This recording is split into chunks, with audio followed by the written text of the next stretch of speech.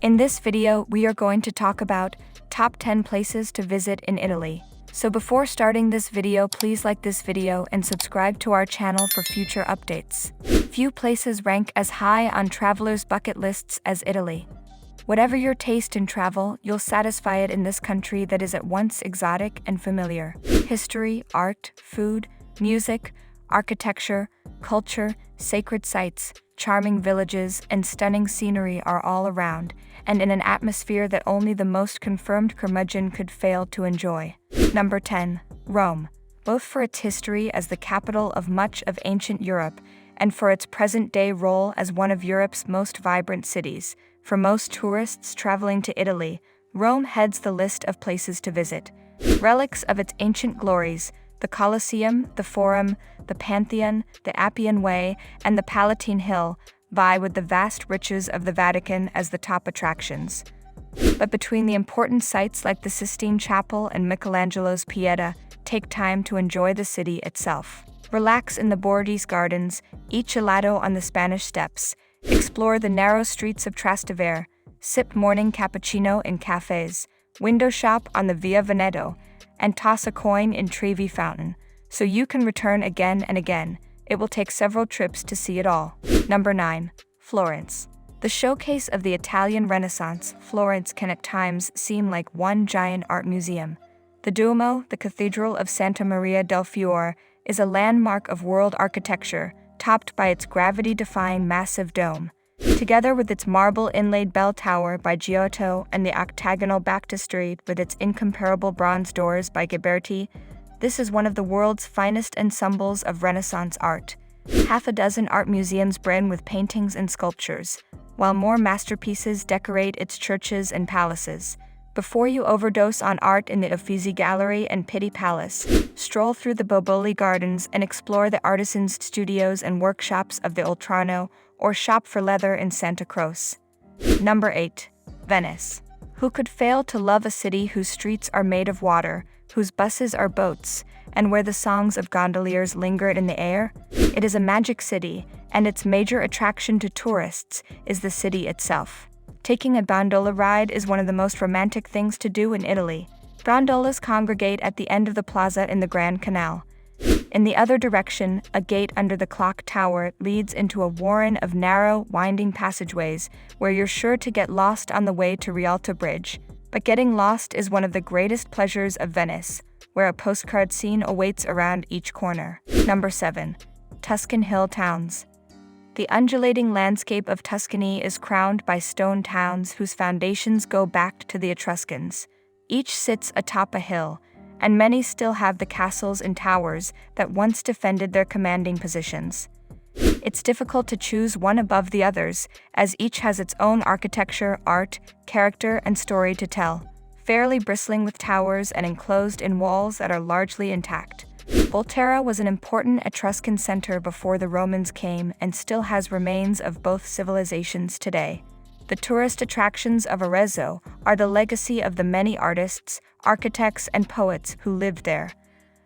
Like Volterra, walled Cortona was an Etruscan settlement and later a Roman one, but adds reminders of its Florentine past as well. Cortona is one of Italy's oldest towns. The proximity of these hill towns to the cities of Florence, Siena, Pisa, and Lucca fills Tuscany with a concentration of many of the best places to visit in Italy.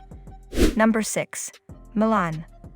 Although Milan is a major entry point for tourists because of its airport, it's often overlooked as a destination of its own. That's a shame, because Milan has one of the highest concentrations of artistic and architectural attractions in all Italy, and for those interested in design and fashion, not to mention shopping, it's a must.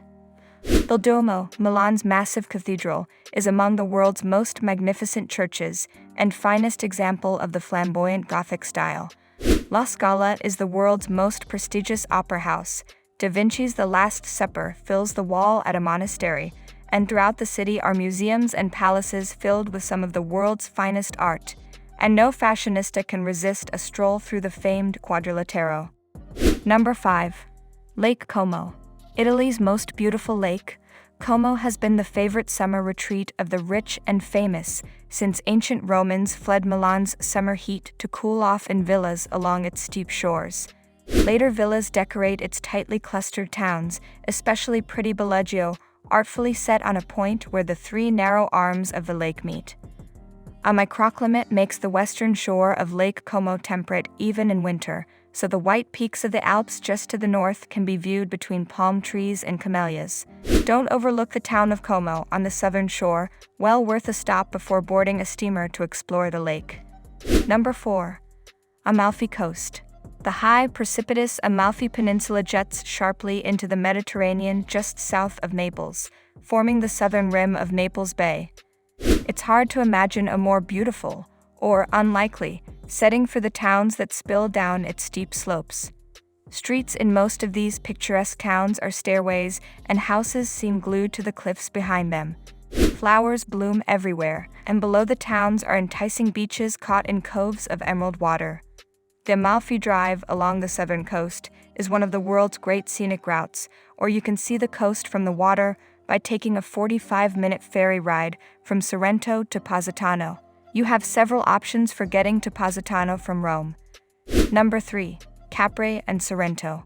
The fabled Isle of Capri rises in steep cliffs from the Tyrrhenian Sea, only 20 kilometers from Sorrento. It was the bolt hole for the Roman emperors Augustus and Tiberius, and today attracts a steady stream of tourists arriving on the frequent ferries and hydrofoils from Sorrento and Naples. Although very small, it is barely 6 kilometers at its longest. It has two towns, Capri and high above it, Anacapri. The lower town is where to find smart shops and cafes full of people watchers hoping to spot a celebrity. Anacapri is the site of the lovely Villa San Michele and its gardens. Like Capri, the charming town of Sorrento seems to have been created for pleasure. The views, framed by candy-colored buildings and lemon trees, take in Naples and its bay, Meta Vesuvius, and Capri.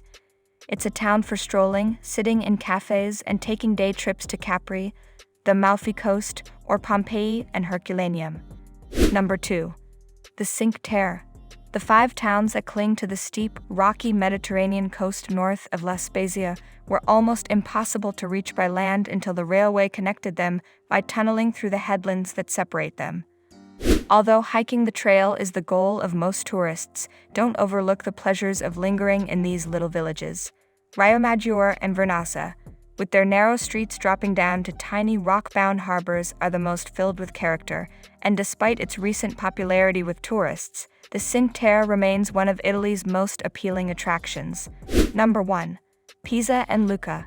The nearby towns of Pisa and Lucca are worth visiting while you're in Tuscany, the first for the exceptional Campo dei Miracoli complex, and the other for its endearing charms.